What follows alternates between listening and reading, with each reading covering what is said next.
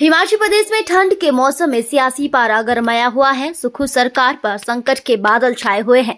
बीते 2 दिनों से मंत्री विक्रमादित्य सिंह के बागियों से मिलने और दिल्ली दौरे को लेकर सियासत गरमाई हुई है।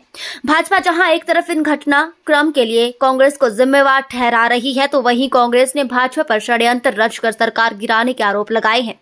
मुख्यमंत्री के मीडिया सलाहकार नरेश चौहान ने कहा कि प्रदेश में हुए घटनाक्रम के लिए भाजपा पूरी तरह से जिम्मेदार है। कांग्रेस सरकार को 1 साल पहले प्रदेश की जनता ने जनादेश दिया था। भाजपा के 25 और कांग्रेस के 40 विधायक जीते थे। भाजपा को लोकतंत्र का सम्मान करना चाहिए, लेकिन भाजपा जो सरकारें गिराने का देश में मॉडल चलाया है, उसी के तहत हिमाचल में भी सरकार गिराने की कोशिश की गई है, वो नाकाम रहे हैं। उन्होंने आरोप लगाया कि भाजपा द्वारा हिमाचल के कांग्रेस विधायकों को खरीदने की कोशिश की गई, लेकिन 34 विधायक पूरी तरह से सरकार के साथ खड़े हैं।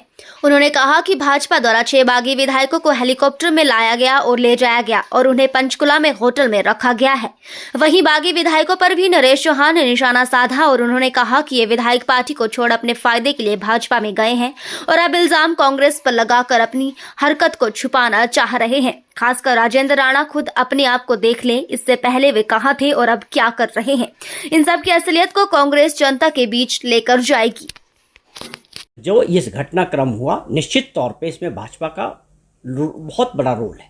हम ये जानना चाहते हैं जयराम जी से भी, जो पूर्व में मुख्यमंत्री रहे हैं भाजपा के, कि आप 1 साल पहले आपको जो है हिमाचल प्रदेश के लोगों ने नकारा है।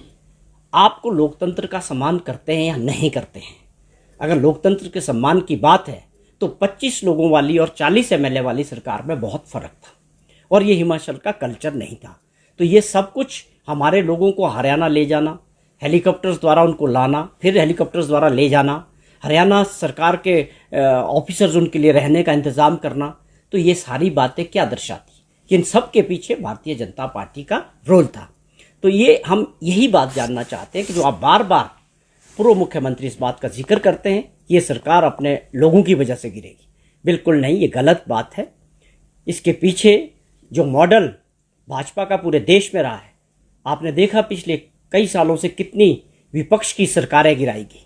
उसके पीछे एजेंसीज का मिसयूज होता है, उसके पीछे आप समझे कि धन और बल दोनों तरह का मिसयूज होके लोकतंत्र का जो ये मजाक उड़ाया जा रहा है देश में, इसका एक ताज़ा उदाहरण हिमाचल प्रदेश में देखने को मिला है। लेकिन एक बात यहाँ देखने को नहीं मिली है कि जहाँ भी इन्होंने प्रयास किए वहाँ काफ़ी ज़्यादा सरकारें गिरी, लेकिन यहाँ लोगों के पास जो लोग थे, हमारे भी चुने हुए लोग थे, उनसे बहुत सारे लोगों से भी संपर्क किया गया, उनको भी प्रलोभन दिया गया, लेकिन लोग टिके हुए हैं, उनका ज़मीर है, वो पार्टी में विश्वास रखते हैं और सभी लोगों ने उनकी इस बात को ठुकराया है। तो ये जो मॉडल ये पूरे देश में अप्लाई करना चाह रहे थे, वो मॉडल उन्होंने हिमाचल प्रदेश में भी किया, लेकिन वो मॉडल इनका आगे नहीं बढ़ा। हमारी सरकार सरवाइव की है, उसके बावजूद हमने बहुमत साबित किया है और आज 34 के 34 लोग माननीय मुख्यमंत्री जी के पीछे और एकजुट होकर खड़े हैं और सरकार हमारी मजबूती से चलेगी। कांग्रेस पार्टी इस बात को लेके बड़ी साफ है कि इन लोगों की बीच जाएंगे, जनता के बीच जाएंगे, इनके करैक्टर की बात करेंगे, इनकी जो बातें ये कर रहे हैं मीडिया में, जो आज ये इल्ज़ाम सरकार पे लगा रहे हैं या मुख्यमंत्री जी पे लगा रहे हैं, खासतौर पे राजेंद्र राणा जी की मैं अभी देख रहा था, ये सारी बातें वास्तविकता नहीं है, वास्तविकता कुछ और है। तो ये इल्ज़ाम लगा के मुद्दों को भटकाने का बात और अपनी असलियत को छुपाने का जो काम आप मीडिया के जरिए करना चाह रहे हैं, प्रदेश की जनता बहुत जागरूक है, वो सब समझती है कि आपकी मंशा क्या थी, इन लोगों की मंशा क्या थी। अगर घर के अंदर कोई छोटे मोटे मन मुटाव थे तो उनको बैठ के सॉर्ट आउट किया जा सकता था। मैं ये नहीं मानता कि ये इतनी बड़ी कोई समस्याएं थी कि जिसके लिए आप पार्टी से डिफेक्ट कर दें। ये बिल्कुल भी जस्टिफाई नहीं हो रही। लोगों से भी हमारी बात हो रही है, लोग भी समझते हैं इस बात को कि ये इतना बड़ा कारण नहीं है। ये केवल फेस सेविंग, अपने फैसले को सही ठहराने के लिए बेकार के इल्ज़ाम लगाए जा रहे हैं।